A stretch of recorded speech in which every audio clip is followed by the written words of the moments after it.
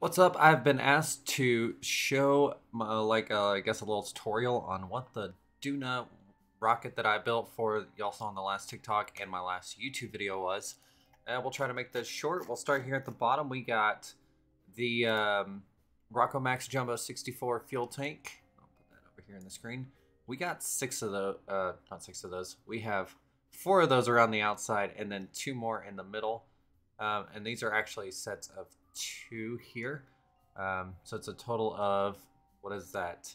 10 fuel tanks, Jumbo 64 fuel tanks. Now on the outside here, we have the main cell liquid fuel engine for our boosters. And then on the inside, we have the Mastodon. Now this will be kind of your stage to get you up into orbit, and possibly, most likely, if you get a nice launch and very efficient burn and everything, it should get you this last part all the way to Duna.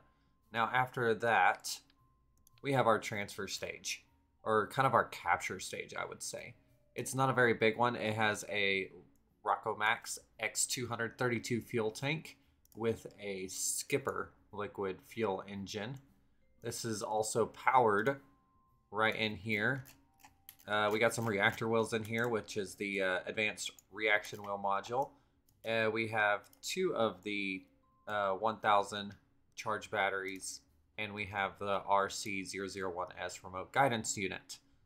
All right, and then of course we have some communitrons over here on the outside, and I also have the SP10C photopallet panels.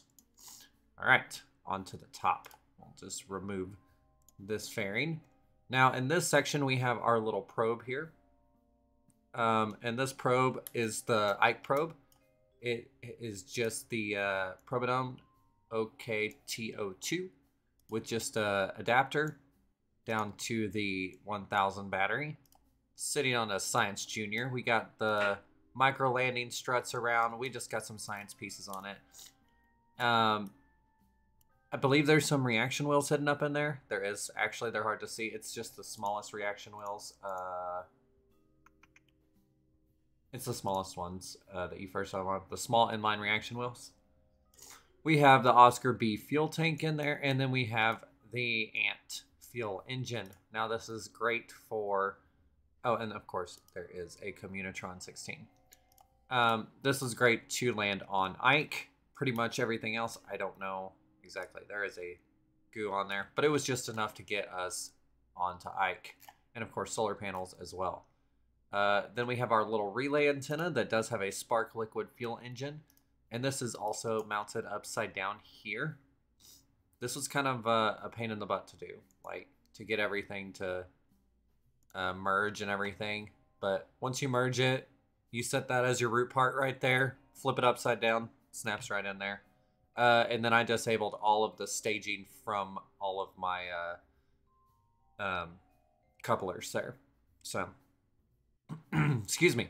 So we have the Spark liquid fuel engine. We have the Oscar B fuel tank. We have the FL R20 RCS tank. We got some RCS on there. This is just so we can move it around if we need to while we're up there. And then there's a little bit of science on it. There's the magnometer, and there's a temperature and a barometer up there. Now this is just mostly for communication back home, especially for this guy up here. Let's remove this fairing. All right, and here's the final. Oh, peace. I don't want to do that. Stop.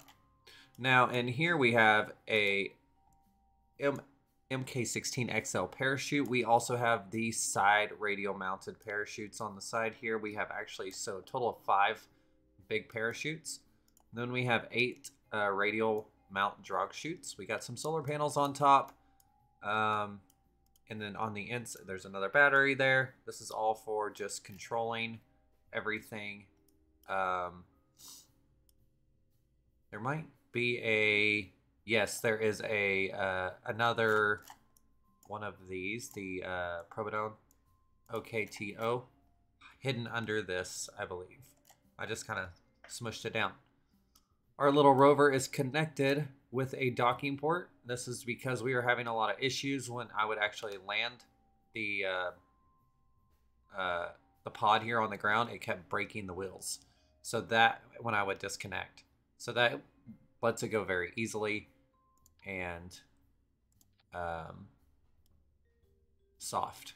There's some LT1 landing struts on there. This will disconnect. There's a heat shield under there. You can see it there. This will, you disconnect from here, you deorbit it, put it, and then we just, after that, it's just a landing pod. You disconnect this part of it. It will land with only parachutes. That is what that's designed for. The rover is a Rove mate with 6 of the Rove Max Model S2 tires. It's got 2 little batteries, which is probably a mistake. And then we got a lot of the little science on it. We do have the air pressure thing back here. I can't remember what it's called. Where is it? Atmospheric fluid spectrobarometer. There's goo on the side over here. And then we have a commutotron. There's also, and there's a small scanning arm on top, and of course another probodone on top there. Now, I do have a small commutotron 16S here. It really doesn't do anything. It doesn't even communicate for some reason back up to the satellite. I don't know what's going on there. It could just be because maybe the solar panels are in the way or something like that. I can upload this to Steam if anybody would like to use it. It works great. But yeah, there's a short little tutorial. Hopefully it didn't take too long.